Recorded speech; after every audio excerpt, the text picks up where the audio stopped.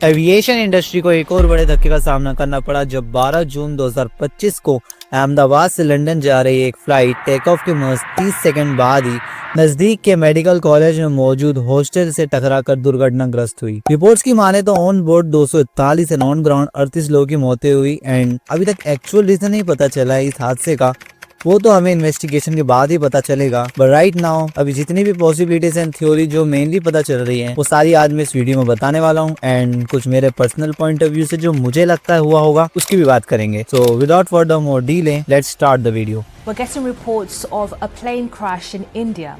An Air India flight taking off from Ahmedabad International Airport crashed shortly after takeoff.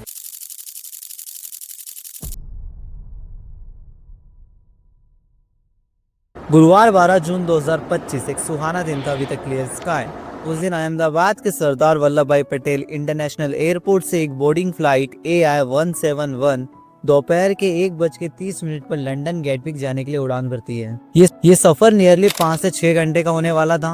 Plane में उस समय कुल 242 लोग मौजूद थे, जिनमें 230 पैसेंजर के साथ 12 क्रू मेंबर शामिल थे। कोई अपनी फैमिली से मिलने जा रहा था एंड कोई अपनी ड्रीम्स को पूरे करने जा रहा था।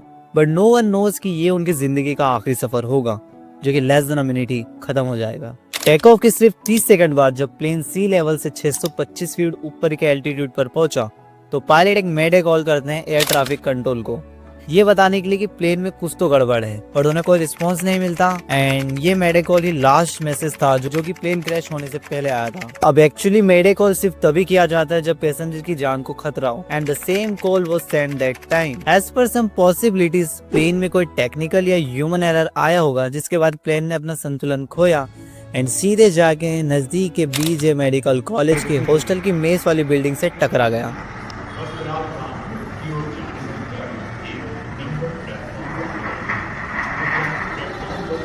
क्रैश के बाद घटनास्थल पर एक जोर का धमाका होता है एंड प्लेन में मौजूद 241 ऑन ग्राउंड 38 लोगों को अपनी जान से हाथ धोना पड़ा। फ्लाइट में गुजरात के ex chief minister mister Vijay Rupani भी मौजूद थे, जो कि अनफॉर्चुनेटली मारे गए।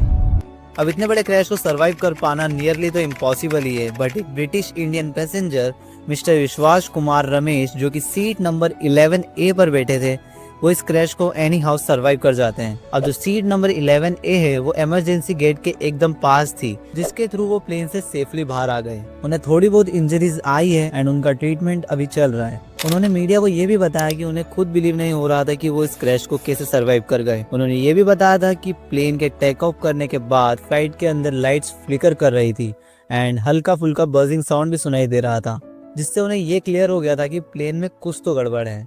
अब जो मारे गए उसमें सभी के सभी इंडियंस नहीं थे।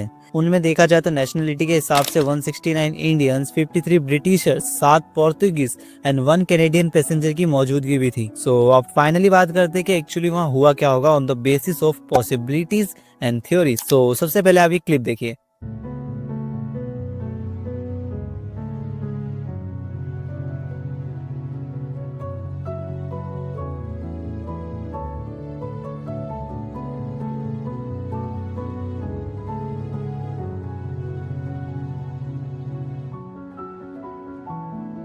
आप इस फुटेज में क्लियरली देख सकते हो कि प्लेन के लैंडिंग गियर अभी तक बाहर ही हैं एंड प्लेन के विंग्स भी आपको कम्प्लीटली स्ट्रेट दिख रहे होंगे। तो आप कहोगे कि इसमें क्या दिक्कत है?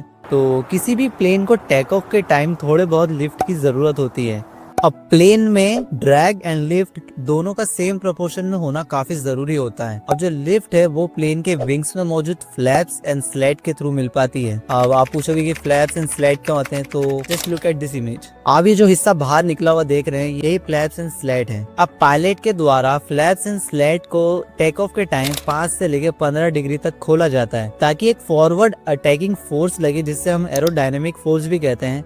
इसकी हेल्प से प्लेन को एक इनफ लिफ्ट और ड्रैग दोनों मिलते हैं। अब according to clip flaps completely retracted दिख रहे हैं एंड लैंडिंग गियर भी अभी प्रॉपरली अंदर नहीं गया है, जिसके कारण प्लेन में काफी ज्यादा ड्रैग बढ़ गया होगा एंड प्रॉपर लिफ्ट न मिल पाने के कारण प्लेन एक ही टाइम पर टेक ऑफ एंड लैंडिंग दोनों करने जैसी पोजीशन में दिखाई दे रहा है, जो कि किसी भी प्लेन के लिए कम्प्लीटली एबनॉर्मल है। अब इसका मेन रीजन तो पायलट एरर को बताया जा रहा है। सबसे पहले आप ये क्लिप देखो।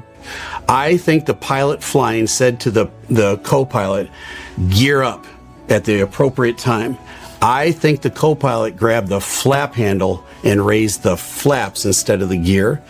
If that happened, and this is a big if that happened, this explains a lot of why this airplane stopped flying. अब इसमें इनका कहना है कि पायलट ने अपने को पायलट को कहा होगा कि लैंडिंग गियर बंद करें, बट को पायलट ने गलती से फ्लैप वाले लीवर को खींच दिया होगा, जिसके कारण हमें ऐसी पोजीशन में प्लेन देखने को मिली। बट सच कहूँ, आई डोंट थिंक कि ऐसा कुछ हुआ होगा। मैं रिसर्च कर रहा था इस टॉपिक पर, तब मैंने यूट्यूबर फ्लाइंग बीस्ट की एक वीडियो देखी जिसमें उन्होंने बताया कि फ्लैप्स के लीवर को खींचने के बाद भी काफी टाइम होता है लीवर को वापस विड्रॉ करने के लिए। तो पहले आप ये क्लिप देखिए फ्लाइंग बीस्ट्स की। जहाज में ऐसा नहीं है कि बस बटन छू और छू मंतर। If you take the flap up, हम एयरबस में 1 पे टेक ऑफ करते हैं, बोइंग में 5 पे लेते हैं, तो ये लोग 5 डिग्री बोलते हैं, हम फ्लैप्स 1 बोलते हैं। सेम चीज होता है, हल्का स्लैट नीचे आता है, हल्का फ्लैप नीचे जाता है। Even if you take the flap up, वो इलेक्ट्रॉनिक सिग्नल जाता है, उससे हाइड्रोलिक्स एक्टिवेट होती है, हाइड्रोलिक्स प्रेशर उन सर्फेसेस पे जाता है, वो एक्टिवेट होती है, and then slowly they start. ये पूरे प्रोसेस में गाइस फ्लैप अभी 1 पे है, ठीक है, एयरबस का 1 का सेम होता है। ये 1 से 0 करेगा, टैक्सी आवाज आएगी। I will start the timer here and let's see how much time it takes.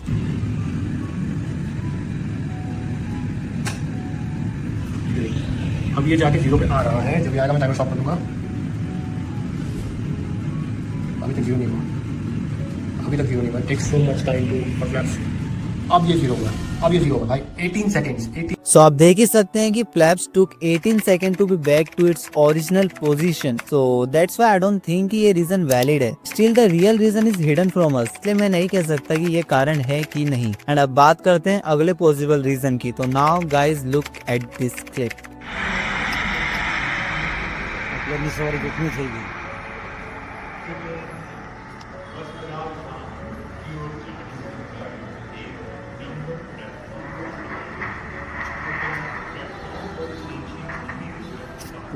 इसमें आप क्लियरली सुन सकते हैं शार्प सी आवाज, जो कि रैम एयर टर्बिन के डिप्लॉय होने की है। रेड सिर्फ तभी डिप्लॉय किया जाता है जब प्लेन में इंजन फेलियर या हैवी इलेक्ट्रिकल या हाइड्रोलिक एनर्जी का लॉस हो। अब ये सारे मेजर कारण होते हैं रेड के डिप्लॉय होने के। अब अगर फुटेज में रेड डिप्लॉय होता हुआ दिख रहा है तो चांसेस है कि डुअल इंजन फेलियर हुआ होगा, क्योंकि सिंगल इंजन पर भी सेफली लैंडिंग करना पॉसिबल है, पर डुअल इंजन फेलियर में it's impossible to survive.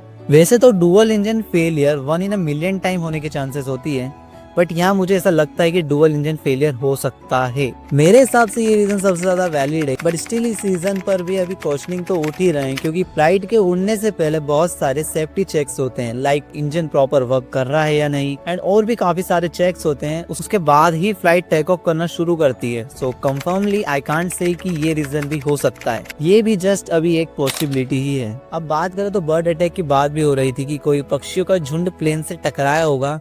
In the footage, no birds are visible in the sky, so this reason is completely invalid in my POV. अब इस flight AI-171 का जो aircraft था वो था बोइंग 787 ड्रीमलाइनर, जो कि एक बढ़िया प्लेन था with a heavy engine and a good past history. थोड़े बहुत टेक्निकल एरर देखने को मिलते थे बिकॉज ऑफ इट्स एजिंग, क्योंकि ये प्लेन 2014 से एयर इंडिया के पास है एंड अब तक इसने 11,000 घंटों का सफर काफी बढ़िया तरीके से कंप्लीट कर लिया था। This is the first time ये किसी एक फैटल क्रैश का शिकार हुआ हो। अब जो बोइंग कंपनी है वो वैसे भी काफी टाइम से बैकलैश झेल रही है एंड ये प्लेन उनका सबसे वेल रेपुटेटेड प्लेन था, जिस पे बोइंग कंपनी काफी प्राउड फील करती थी, बट अब ये भी क्रैश का शिकार हो गया। अब इंसिडेंट के बाद से बोइंग के शेयर प्राइसेस भी काफी गिर गए हैं। लास्ट ईयर 2024 में बोइंग में काम करने वाले एक इंजीनियर सैम सेल्फर ने एक सीरियस कंसर्न जताया था कि यूएसए बेस्ड जो मैन्युफैक्चरर है एयरक्राफ्ट बोइंग के, क्राफ्ट्स बनाने में शॉर्टकट यूज करते हैं, क्वालिटी से कॉम्प्रोमाइज भी देखने को मिलता है एंड जो गैप्स होती है प्लेन में उन्हें प्रॉपरली बंद भी नहीं किया जाता and also compromise with the fuselage, जो कि एक मेन पार्ट होता है किसी भी प्लेन का।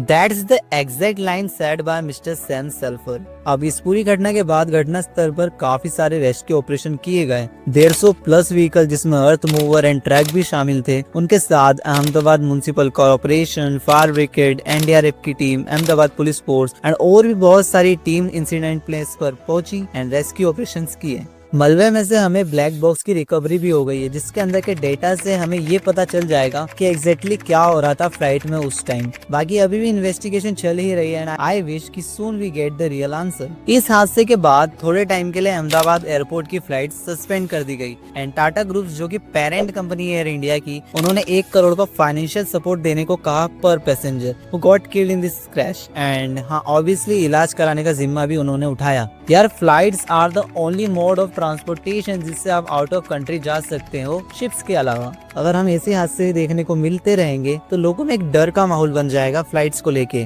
इस हादसे से सभी एविएशन कंपनीज को सीखना चाहिए और अपनी क्वालिटी एंड सेफ्टी से कभी कॉम्प्रोमाइज नहीं करना चाहिए, बिकॉज पैसेंजर की सेफ्टी किसी भी एविएशन कंपनी की प्रायोरिटी होनी चाहिए। ये ट्रेजेडी सिर्फ एक क्रैश नहीं था बल्कि एक वेकअप कॉल था पूरी एविएशन इंडस्ट्री के लिए। बाकी आपको क्या लगता है इसके बारे में आप मुझे कमेंट करके जरूर बताइए। बाकी आज के लिए इतना ही, मिलते हैं किसी और दिन किसी और नए टॉपिक के साथ, तब तक के लिए हैव अ गुड डे।